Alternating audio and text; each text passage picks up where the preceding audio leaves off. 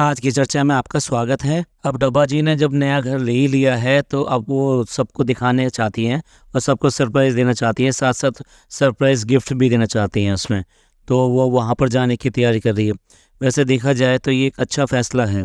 जब तक ये डब्बा जो है उनके साए में रहेगी और उनकी बातों में रहेगी और उनकी तौर तरीके ही काम में लाएगी, तो जब तक वो ये ऐसी ही रहेगी।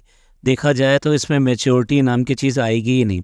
जब आप खुद करोगे, खुद सोचोगे, कुछ देखोगे, तो तभी आप मैच्योर होगे और आप में ज़्यादा कॉन्फिडेंस आएगा इन सब चीज़ों का। तो कुल मिला के देखा जाए तो ये आखिर एक अच्छा फ़ैसला है कि वो वहाँ से निकल कर दूसरी जगह रहे और अपने तरीके से अपने काम करे। और इसमें बहुत बड़ा हाथ जो है वो फ़नी का है।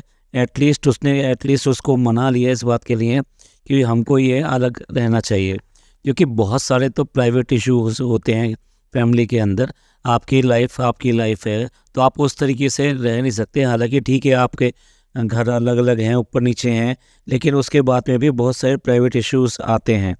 तो ऐसे मोमेंट के लिए ज़रूरी है कि आप अपना लाइफ को थोड़ा अलग रखें, अपने तरीके से उसको जिएँ, अपना लाइफ़स्टाइल क्रिएट करें। ये ना कि ये कि हर चीज़ में दूसरे का इंटरफेरेंस हो या फिर दूसरे से परमिशन लेनी पड़े या उसको बताना पड़े। तो दैट्स गुड, लेट आए लेकिन अच्छा आए और अच्छा काम किया ये वाला एक इन्होंने। ये पिछले पॉडकास्ट में हम बात कर रहे थे कि अब इसके पास में कंटेंट जो है बहुत ज़्यादा, अपना क्रिएशन जो है आराम से हो जाएगा, क्योंकि अभी नया घर जो है अब इसको पूरा डेकोरेट करना, इंटीरियर करना, फर्नीचर्स, कलर, ये सब जो है ये सब करना और उसके बाद में अपना तरीके से उसको शॉपिंग करना, उसको लेकर आना, उसको अपने तरीके से बनवाना। तो कुल मिला के ये है कि अपना टच उस घर के अंदर देना। तो ये सारी चीज़ें अब जो चलने वाली हैं और इसके लिए जनाब 2.0 जो हैं वो भी बड़े एक्साइटेड हैं कि यहाँ पे अब मेन गेट पे ऐसे डेकोरेशन करना और ये करना। तो कुल मिला के ये है कि अब चल पड़ा है ये वाला काम, तो अभी तेज़ी से तो अगले कुछ दिनों में देखने को मिलेगा। अच्छा, नए घर की विज़िट से पहले ये गए उसके फंक्शन में, यानी कि जो वेडिंग सेरेमनी थी अंकित की, उसके यहाँ पर गए। तो ये सब लोग मतलब पूरी की पूरी फैमिली गई। लेकिन देखने वाली बात ये है कि मैडम वहाँ पर नहीं गई और मैडम वहाँ पे नहीं गई, जबकि मैडम को देखा जाए तो वो बच्चे के लिए उसकी नैनी ये भी हैं और साथ में दादी भी हैं। तो कुल मिला के ये है कि दादी नानी दोनों हैं। तो कुल मिला के ये कि आप उसको आराम से रख सकते थे, केयर कर सकते थे, लेकिन आप वहाँ गए नहीं गए। और मैडम क्यों नहीं गई, जिसका कारण जो बताया जा रहा है वो ये बताया जा रहा है कि बच्चे की तबीयत ठीक नहीं है। देखिए, जब आप 40 से 45 किलोमीटर दूर डेली बच्चे को लटका कर अपने साथ गाड़ी में वहाँ पर सेट पर जाएंगी, तो फिर उसके बाद में इस एग्जॉशन की वजह से, मौसम चेंज की वजह से मे बी बच्चे की तबीयत ख़राब हो सकती है। वो हर बार उसको एक ऐसे एनवायरनमेंट में लेकर जा रहे हैं आप जो उसके लिए इतना अच्छा नहीं है। जो फर्स्ट ईयर जो होता है ना, फर्स्ट ईयर तो वैसे भी बर्निंग ईयर होता है, तो वो बहुत ज़्यादा केयर करना चाहिए, आइदर कोई भी सीज़न हो। तो ऐसे में आपका वहाँ पे 40 से 45 किलोमीटर लेके जाना क्या तुक की बात है। आप वहाँ करने क्या जाते हैं, आपको नज़र रखनी है क्या करना है ये, लेकिन आप रोज़ के रोज़ उस बच्चे को लेकर और वहाँ पर पहुँच जाते हैं। ना ही तो आपको उसकी नानी पे विश्वास है, ना ही आपके उसको दादी पे विश्वास है। अगर आप जा भी रहे हैं कहीं बाहर, तो आप चाहें तो 1 या 2 या 3 घंटे के लिए उसको बाहर छोड़ कर जा सकते हैं घर पर, कि वो घर पर उनके पास रहेगा और आप जो है वहाँ कहीं भी काम करके वापस आ सकते हो। लेकिन ऐसा लगता है कि आप उनको विश्वास ही नहीं है। नानी को नैनी बना के रख दिया है, यानी कि वो बच्चा जहाँ-जहाँ जाएगा तो वो जाएगी। देखा जाए तो माँ को पुणे से बुलाकर यहाँ पर लाया इसलिए गया है। और तो ऐसे लगता है कि कॉन्फिडेंस की या फिर कह लीजिए विश्वास की बहुत ज़्यादा कमी है। वो नहीं चाहते किसी भी तरीके से वो दादी के पास बड़ा हो या दादी की छाया में रहे। उनका मतलब शायद लगता है, ऐसा मानना है कि दादी की छाया में रहेगा तो ये जो 2 बच्चे जो हैं इनके जैसा ही वो बच्चा भी हो जाना है। पर ये अपनी थॉट्स से अपनी वो है, लेकिन इतना भी ज़्यादा वो बहुत ज़्यादा कंज़र्वेटिव होना ये ठीक नहीं है, वो भी बच्चे के लिए। तो इसलिए जो है अब यहाँ पर क्योंकि मैडम आई नहीं है, तो भाई बहन ही साथ साथ दिखाई दे रहे हैं। मतलब वो अपने हस्बैंड के साथ कम दिखाई दे रही है, फ़नी के साथ कम दिखाई दे रही है और ज़्यादा से ज़्यादा शॉट भाई के साथ में है। भाई भी उसको इतना पैम्पर करके नीचे उतार रहा है और ये कर रहा है। ये मतलब ये जो है ये दिखावा है या क्या है या प्यार है, क्योंकि बेसिकली देखा जाए तो आज के डेट में जो भी कुछ है ना, ये सब कुछ नहीं रह गया है। सिर्फ और सिर्फ ये वोटिंग का चक्कर रह गया, झलक का चक्कर रह गया है। वरना तो ये किसके फंक्शन में जाते हुए दिखाई दिए? इससे पहले तो किसी भी फंक्शन में गई है नहीं है। पूरी की पूरी फैमिली जो है वहाँ पर गई है। ना इनके घर कोई आता जाता है किसी फंक्शन पे, ना किसी फंक्शन पे ये आते जाते हैं। इतने ही सोशल होते तो पता नहीं कितने सारे इनका जो फ्रेंड सर्किल है ना, जो छूट गया है पीछे, और जो हमेशा शिकायत करता है कि ये लोग रिस्पॉन्ड नहीं करते। ऐसा नहीं है कि ये इस तरीके से है कि लोगों ने एकदम छोड़ दिया। उन्होंने बहुत ट्राई किया और सब लोग अपनी फ्रेंडशिप निभाना अच्छी तरह जानते हैं।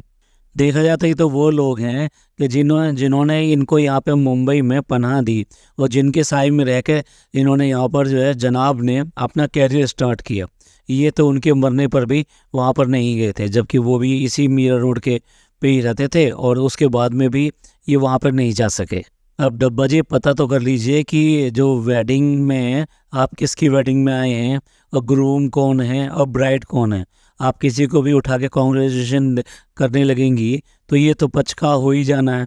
और आपका और पचके का तो एक ऐसा साथ है कि लगातार ये तो चलता ही रहता है। अब वेडिंग है तो डाइटिंग क्या करेगी? डाइटिंग तो अब साइड में पहले ही रख दी गई है, तो इसलिए वेडिंग है तो सब कुछ चलेगा। और ये तो सब जो है दिखाने के लिए एक शौक की तरह से एक व्लॉग बन जाता है कि हाँ ठीक है हम डाइटिंग कर रहे हैं, अब हमने जिम शुरू कर लिया है। जिम के लिए सारे इक्विपमेंट जो भी एसेसरीज़ होती है, जो भी चाहिए होता है, वो सारा इन्होंने जमा किया। और उसके बाद में फिर क्या हुआ? Drop out. वापस आते समय दुआ मांग रही हैं, दुआ दे रही हैं कि ग्रूम और जो ब्राइड है वो हर चीज़ खुशी रहें और उन पर सब तरह की जो है कृपा रहे ऊपर वाले की। और साथ साथ ये भी कह रही हैं कि अल्लाह सब प्यार करने वालों की को मिलाए। तो ये भी बता दीजिए कि जो मिल नहीं पा रहे हैं उनको कौन कौन से फार्मूले इस्तेमाल करने चाहिए और कैसे करके अपनी ज़िंदगी को आपकी तरह रंगीन बना लेना चाहिए।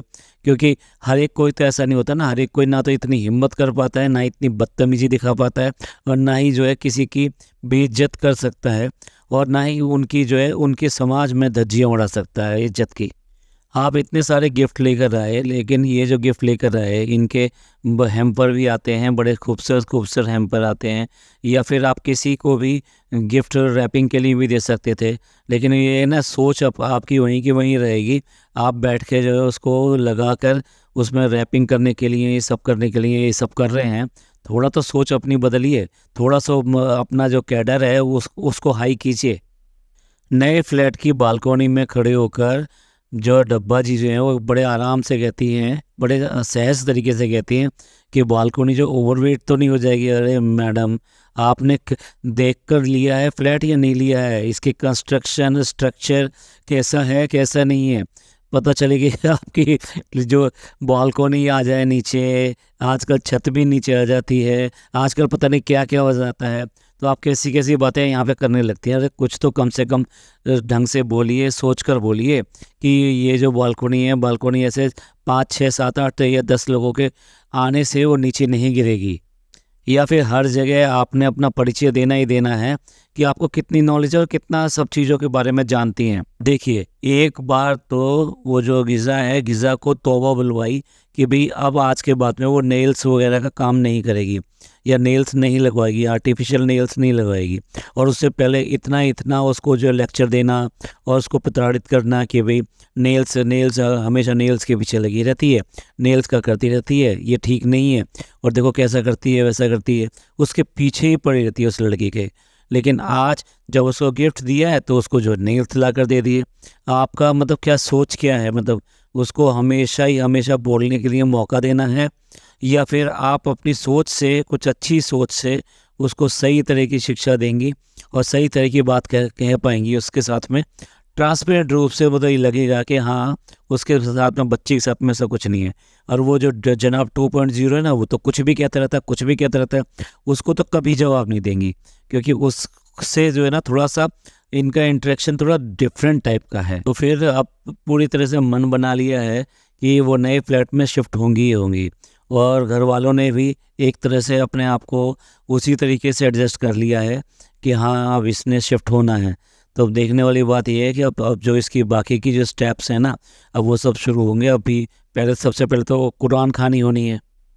अब इस सरप्राइज़ को बाँटने का अभी तक वक़्त नहीं मिला है कि वो अपने माँ-बाप से बाँट सकें। फ़नी भाई साहब मस्त हैं, पूरी तरीके से फ्लैट मिल गया, चाबी मिल गई, फ्लैट लेके दे दिया, वर्ड भी बोला गया है, मैंने आपको फ्लैट लेके दिया। भाई लड्डू के टाइम पे ही आप याद करेंगे अपने माँ-बाप को। बेसिकली देखा जाए तो वो लड्डू खिलाने तो जाने से रही, और लड्डू से पहले तो खाना होता है, खाना खिला दिया क्या? खाना कहाँ खिलाना होता है, वहाँ सिर्फ़ आना-जाना होता है और सिर्फ जो है वहाँ पर फिर इधर-उधर घूमना होता है और यही सब कर में वो टाइम बिता देना होता है।